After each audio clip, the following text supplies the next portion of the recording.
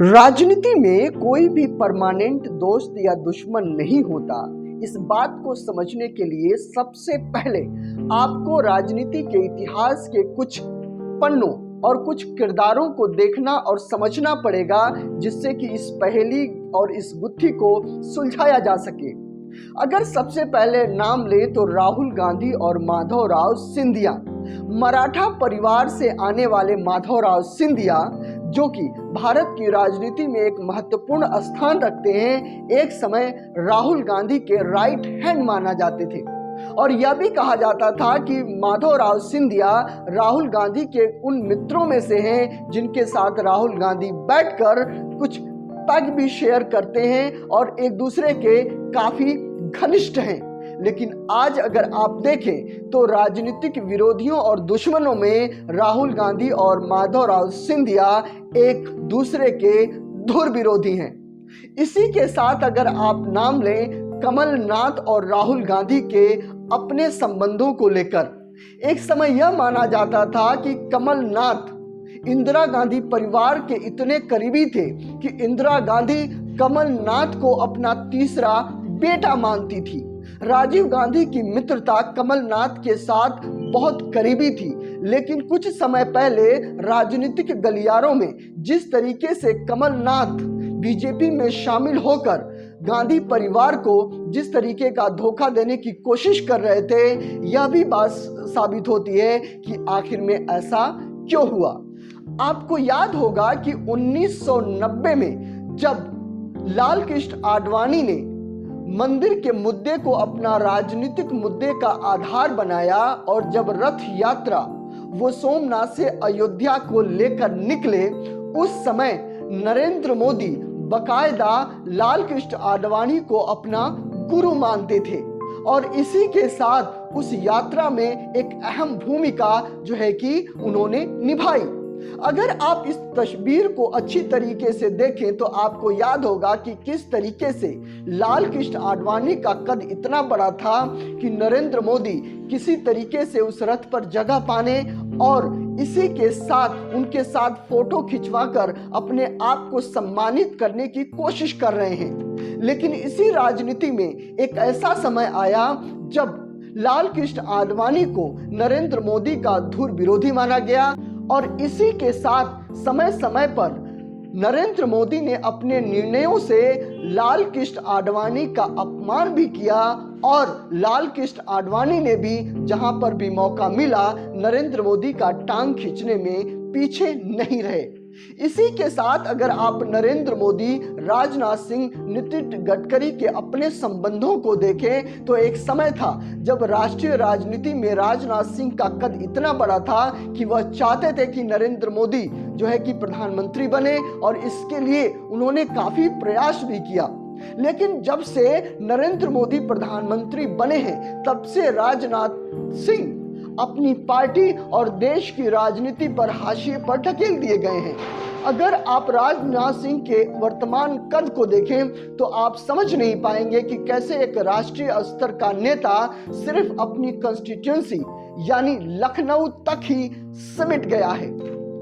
लेकिन इसी के साथ अगर आप नितिन गडकरी को देखें तो बीजेपी में एक गद्दावर नेता के तौर पे जाने वाले नितिन गडकरी किस तरीके से अपने पोर्टफोलियो तक ही उनको सीमित कर दिया गया है। ऐसे बहुत सारे उदाहरण आपको देश की राजनीति में देखने और सुनने को मिलेंगे। खास निकट दोस्त रिश्तेदार भी राजनीति में एक दूसरे के दुश्मन बन जाते हैं। बात सिर्फ दोस्ती के बिगड़ने का नहीं है। अगर आप देखें तो किस तरीके से नीतीश कुमार जब एनडीए से अलग हुए थे तो अमित शाह और नरेंद्र मोदी ने कैसे उन पर हमला किया था और कभी भी उनके साथ आगे लड़कर चुनाव ना लड़ने की जो है कि घोषणा भी की थी। लेकिन एक समय आया जब ये दोनों धुर विरोधी एक साथ जो है कि आकर मिलना पड़ा।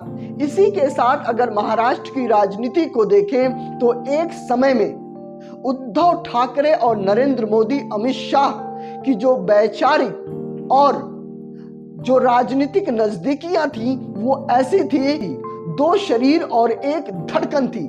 लेकिन समय के साथ आज के समय में अगर कोई राजनीतिक तौर पर कट्टर विरोधी हो सकता है तो वो है नरेंद्र मोदी, अमित शाह और उद्धव ठाकरे। तो ऐसे राजनीति में बहुत सारी जो है कि दुश्मनी दोस्ती में बदली है और दोस्ती दुश्मनी में बदली है। अब सवाल ऐसा उठता है कि ऐसा क्यों होता है।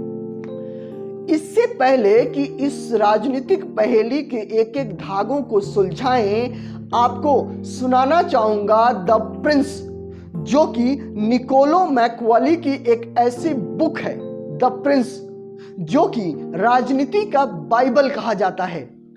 काफी जो भी लोग राजनीति को समझना चाहते हैं या जो लोग राजनीतिक हैं, जो राजनीतिक कार्यकर्ता हैं, राजनीतिक पार्टी में काम करते हैं, जो आम नागरिक जो कि राजनीति में दिलचस्पी रखते हैं, वो इस बुक को खरीद कर इसको पढ़ सकते हैं, जिसमें राजनीति के बारीकियों को बड़े तरीके से जो है कि बताया गया है। और इसका जो है कि लिंक मैं अपने डिस्क्रिप्शन बॉक्स में भी दे देता हूं। आप यहां से भी जाके जो है कि आप अमेज़न से खरीद सकते हैं, काफी सस्ते प्राइस में आपको जो है कि मिल जाएगा। बात आगे की करते हैं कि उसमें द प्रिंस में मैकियावेली ये लिखते हैं कि राजनीति में परमानेंट कोई भी दोस्त या दुश्मन नहीं होता, इसलिए किसी भी राजनेता को अपने विरोधी या नेता के बारे में कुछ भी कहने से पहले सोचना चाहिए, क्योंकि उसको याद रखना चाहिए कि आने वाले समय में जिसके बारे में वह कोई बात कह रहा है वही उसका दोस्त बन सकता है। और जब दोस्त बनने की प्रक्रिया चले फ्यूचर में, तो उसमें उसके कहे गए कथन ज्यादा मुश्किल ना खड़ी करें। और यह बात कहीं ना कहीं सच भी है। लेकिन इस पूरे तथ्य से अलग अगर आप राजनीति के धड़कन और उसकी नब्ज को थोड़ा सा टटोलने की कोशिश करेंगे तो आप समझेंगे कि राजनीति में पद एक ही होता है और उसके कई दावेदार होते हैं। आप इसको राष्ट्रीय स्तर पर अगर आप देखें तो प्रधानमंत्री पद का दावेदार एक ही है। अगर बीजेपी में किसी को प्रधानमंत्री बनना है तो सबसे पहले उसकी घोषणा या उसकी दावेदारी पहले होती है, और उसके दावेदार बनने के लिए एक दूसरे के ऊपर चढ़कर शीर्ष पर आना जरूरी है। क्योंकि राजनाथ सिंह भी चाहते हैं कि वो प्रधानमंत्री बने, नितिन गडकरी भी चाहते हैं कि वो प्रधानमंत्री बने, तो और नरेंद्र मोदी भी चाहते हैं कि वो प्रधानमंत्री बने। तो पद एक है लेकिन दावेदार जो है कि अनेक हैं और एक ही पार्टी के हैं, एक साथ तो काम कर रहे हैं। लेकिन अगर अपने टारगेट को अचीव करना है तो सबसे पहले यह जरूरी है कि वह अपने सहयोगी, अपने साथियों को किसी तरीके से नीचे करे। यही सवाल अगर आप कांग्रेस की तरफ मोड़कर लेकर जाएं तो अगर कांग्रेस का मुखिया बनना है, कांग्रेस का प्रतिनिधित्व करना है तो पद तो एक ही है। अब उस पे चाहे राहुल गांधी बैठे, चाहे वो खड़गे बैठे, चाहे वो माधवराव सिंधिया बैठे या फिर सचिन पायलट बैठे, कोई तो बैठेगा, एक ही पद तो एक ही है लेकिन उसके दावेदार अनेक हैं। इसके लिए यह जरूरी है कि राहुल गांधी अपने सहयोगी नेताओं को हाशिए पर रखें, उनको किसी तरीके से मजबूत ना होने दें ताकि वह अपने दावेदारी कांग्रेस के मुखिया के तौर पर नहीं कर पाए।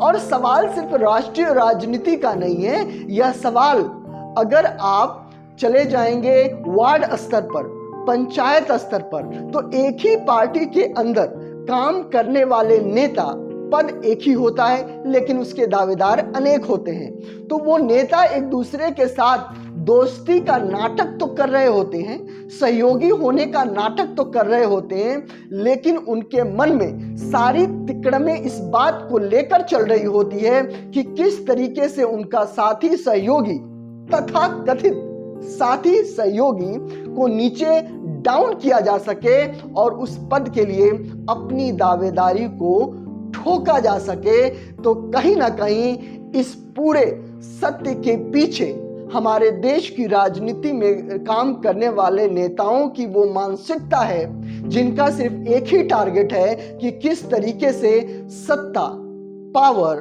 पैसा और धन बल पे अपने अधिकार के वर्चस्व को कैसे हासिल किया जा सके। आपकी इस पूरे मुद्दे में अपनी व्यक्तिगत राय क्या है, आप इस प्रोग्राम के कमेंट बॉक्स में लिखकर बताइए। और अगर आपको यह प्रोग्राम अच्छा लगा है तो आप इस चैनल को सब्सक्राइब करके, लाइक और शेयर करके मुझे प्रोत्साहित कीजिए। इसी के साथ वाई विद एसके के इस प्रोग्राम में बस इतना ही। आगे व्यक्तिगत और सामाजिक सवालों की गुत्थी के साथ हम दोबारा आपके सामने प्रस्तुत होंगे। नमस्कार, जय हिंद।